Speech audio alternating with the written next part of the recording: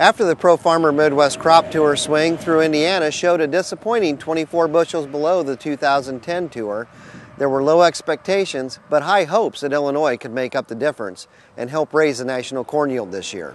I doubt it. Based on what we're hearing tonight from people that were at this meeting and some of what we saw today in the samples we pulled, boy, if that's any indication, I'd be surprised if it does. Those comments were made on Tuesday night after only half of Illinois was completed.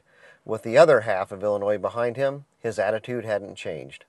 We had a low of about 96 and we had a high of about 227, and everything kind of in between so far. So it's definitely not going to be one of those deals where it's going to make up a lot of slack for what we're missing.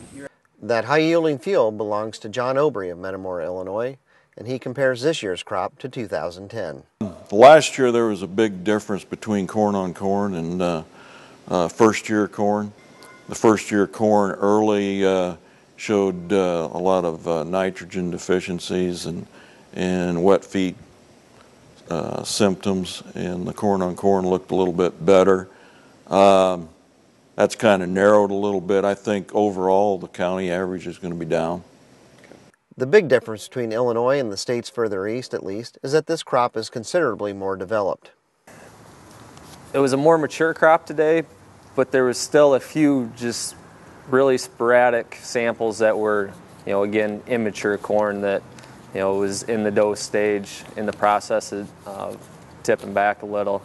The main reason for the variability shows how spotty the rains have been. As we moved west, we saw things, kind of stagnate. We didn't see the bumps that we saw yesterday.